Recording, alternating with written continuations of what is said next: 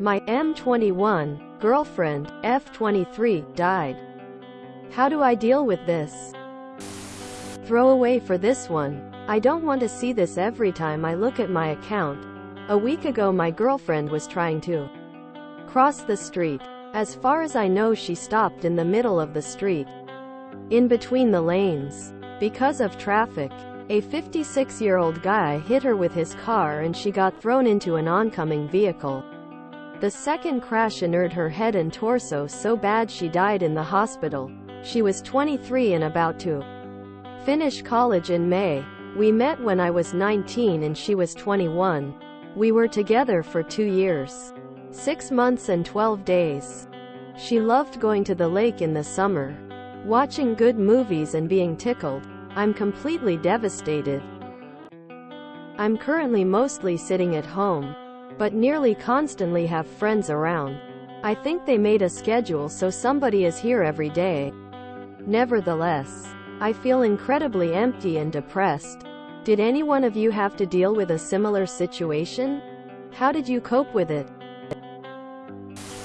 I've never had a partner die, but I've had close friends and family pass, and I will tell you that you never stop missing them. But you start to miss them in a way that hurts your heart less. More like they're away on a trip. Take it one day at a time. And take care of yourself. A counselor who specializes in grief may be helpful. May not. Worth a try though. Right now, concentrate on you. Set alarms to eat, drink water, and bathe. Take time off work, and just be for a while. If you can, try doing one thing a day to stay productive.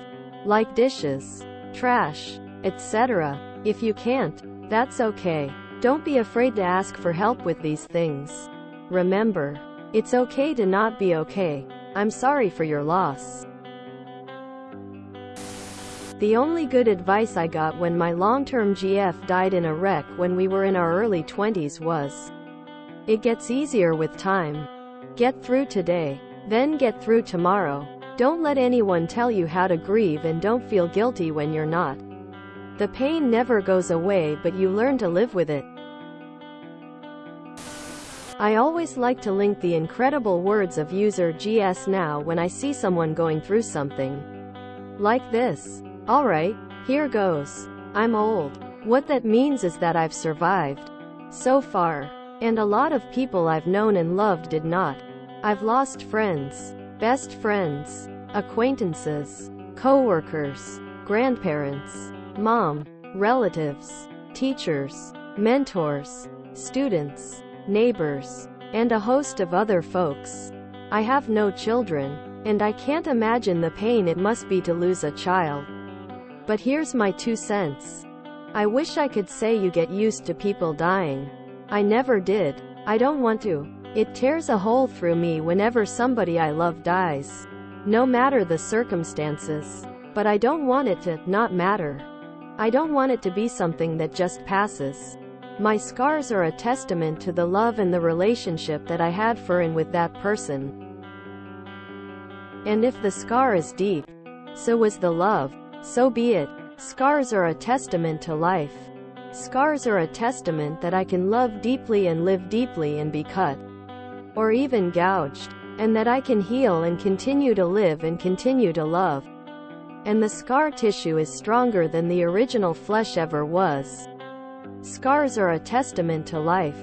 Scars are only ugly to people who can't see. As for grief, you'll find it comes in waves. When the ship is first wrecked, you're drowning, with wreckage all around you. Everything floating around you reminds you of the beauty and the magnificence of the ship that was, and is no more. And all you can do is float. You find some piece of the wreckage and you hang on for a while. Maybe it's some physical thing. Maybe it's a happy memory or a photograph. Maybe it's a person who is also floating. For a while, all you can do is float. Stay alive. In the beginning, the waves are 100 feet tall and crash over you without mercy. They come 10 seconds apart and don't even give you time to catch your breath. All you can do is hang on and float.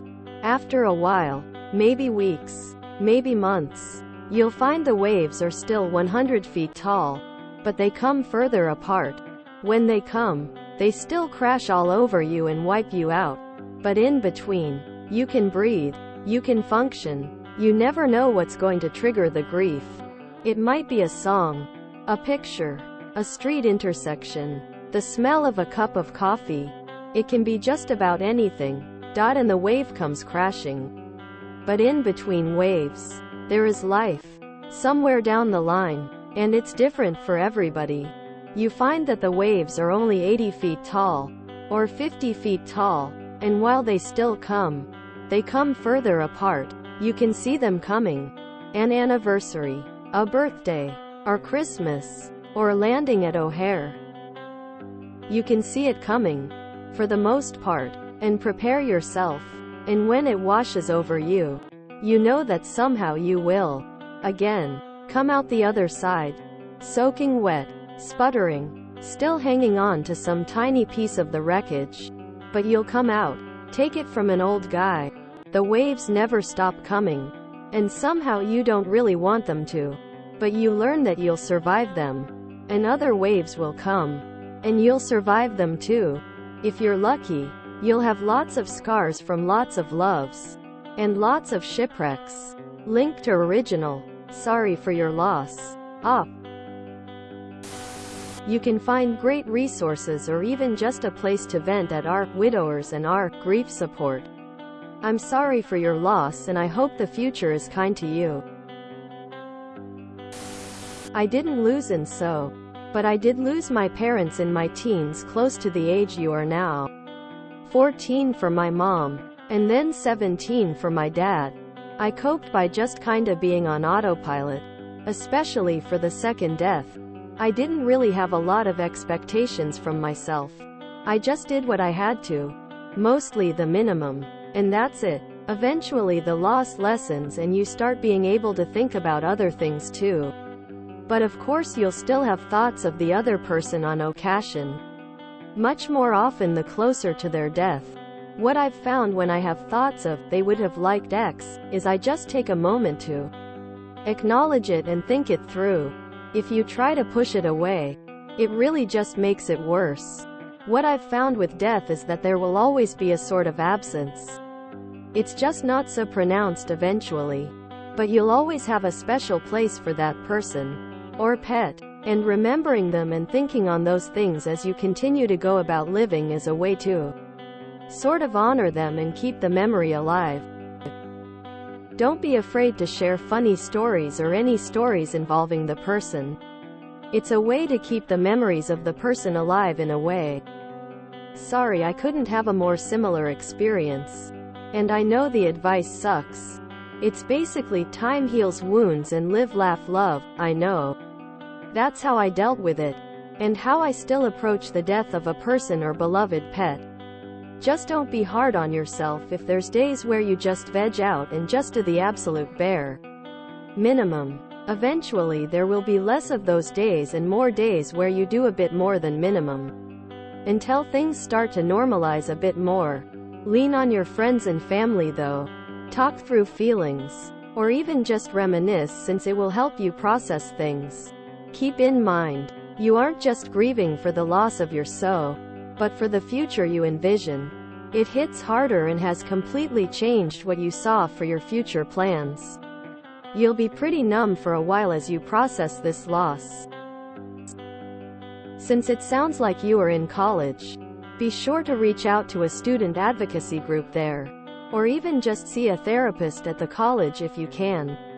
They can direct you to resources and what to do to get the school stuff settled while you get through this. And definitely see a therapist for grief counseling at minimum. I know for some that can be basically pausing all assignment, finals and letting the student make them up months later with no penalty for their grade. Be careful though if you have financial aid, and make sure it won't jeopardize this during the pause period. Yes, I lost my husband to a brain tumor. He was diagnosed and died 3 weeks later. It was shocking as he was 33. I felt shocked for months. I had a difficult even understanding what I was feeling. We had a 6-year-old. So it helped me focus. Be around people who love you and give yourself some time to sleep and just be. The first few weeks are the worst. It is like you are in a fog or a tunnel and you just keep moving. When they are young and their whole life is in front of them, it is so abrupt and senseless. I am so sorry for your loss. It does get easier. And you never forget them ever. She is now a part of your story and your heart. I believe they live on in another realm. That is a story for another time. Please take care. I am so sorry. What a horrific tragedy. Please find a grief counselor or support group in your area. This is not something most of us can handle on our own. Dude, that's rough. I'm so sorry for your loss. What helps me with death is sharing the grief with the other people suffering. If she was close to her parents, it might help to talk to them about her. Otherwise, grief support groups and therapy can be a lifeline to hold on to. It is okay to feel whatever emotions you do. Sometimes, I didn't think I could get through a day and would literally go somewhere or for a walk. Other times I'd forget for a minute and then feel guilty. It's a process. I'm so sorry for your loss. My grandma was killed in a hit and run. It was horrific. It happened 4 years ago now, but the sadness still hits me sometimes. Mainly because of the way she died. Had that not happened, we might still have her with us. Here is the thing about grief. It never truly leaves you. You let yourself go through the motions. You are devastated, angry, then slowly start accepting the reality of your loss and you think you are fine. Then months, maybe years later, you just wake up one day and the tears come because the person is gone and there is nothing you can do. When it's a young person, you don't just mourn what was, but also what could have been. All the trips you couldn't take. All the sunsets you didn't watch together. But with time, grief becomes a friend, of sorts. A reminder of the love you felt. You will be grateful for the time you had and cherish the memories. Moving on doesn't mean you forget, or that she didn't mean anything to you. Anniversaries of the passing, birthdays, holidays, can also be tricky. It's not a straight route to get to the stage of acceptance and inner peace, and there is no set formula or time limit on how long it should take. 3 months, 6, a year, 2. Everyone handles it their own way. Your friends sound great and you do need a support network. But don't feel like you should force yourself to do anything because you need to be strong for anyone. Give yourself the time you need. It takes more strength to admit that you feel broken and trying to mend yourself than to pretend you're fine when you're not. I'd advise you reach out to support groups. Also, sharing your grief with people who have gone through a loss too can be very helpful. I don't know where you are in the world, but local community centers, or a church even, might point you in the direction of a group. I'm so sorry to hear about your girlfriend. I offer my sincerest condolences. 50 meters. Widower. My wife, 42F in 2027, died 6 years ago after a long battle with cancer. After she passed away, I had terrible anxiety and very disturbing dreams. I reached out to health care professionals for help and suggest you do too. The next few weeks and months will be difficult for you for sure. It still hurts, but it gets easier. Work with a therapist to talk things out. Learn something new that will take all your time. When you are good at it, let it be your monument to her. I am so very sorry for the loss of your beloved. All I can say is I am so very sorry. I hope you can find peace and healing. Please see if you can find a therapist to help you. Please find a grief counselor who can help you through this. Losing a loved one is difficult. Losing one so young and so suddenly is absolutely tragic. Allow yourself to feel this and grieve. Don't avoid it, but don't let it consume you.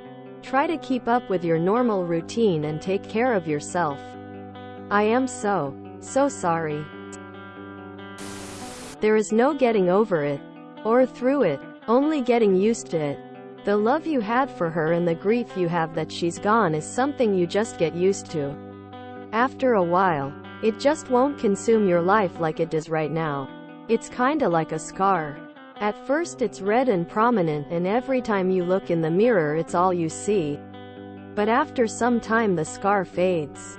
It's there. You feel it, but when you look in the mirror you don't notice it because it's just a part of you now. People talk about the 5 stages of grief like they are linear.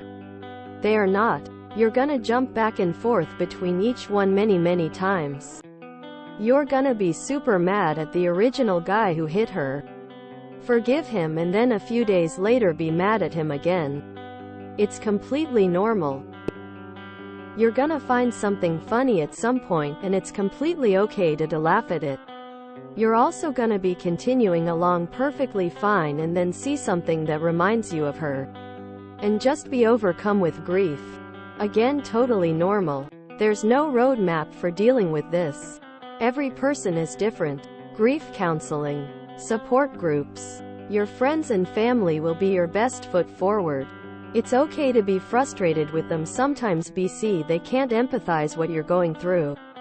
They can only sympathize. It's also normal to be jealous when they are all moving on with their relationships and lives, and you would be there if she hadn't passed away. Don't lash out or pull away. They love you. Find your strength in dealing with your situation. Does it suck? Yes. Is it fair? Fuck no. However, this is your reality. Don't spend your time comparing yourself to others. Focus on yourself and your healing. When you are ready to get back out there, you will. But it will take time. There's this old adage, time heals all wounds, but that's only half. Time heals wounds when you work on them, not if you just hang back and let life pass you by. You will heal the more you work on it in therapy and counseling, and during that time you will heal your wounds. I'm so sorry for your loss. You are not alone though. DM me if you ever need advice or help. So sorry for your loss. Condolences. I would recommend grief counseling. Sorry for your loss, my friend. Really nothing to say, just give yourself time to heal and be kind to yourself. Embrace her memories. Less than 3. Much love from over here. I am so sorry for your loss. Take all the time you need to grieve. Cry. Write her letters. Talk to her pictures. Once you are ready, see a grief counselor. They will help you address your feelings and work through them. Mate, I can't even begin to imagine what you're going through. Don't have any advice to give, but sending love and sympathy your way. X. If you enjoyed this video, please check out our playlists full of similar content. Epic Ericast is like doom scrolling for your ears. Please like, share, and subscribe.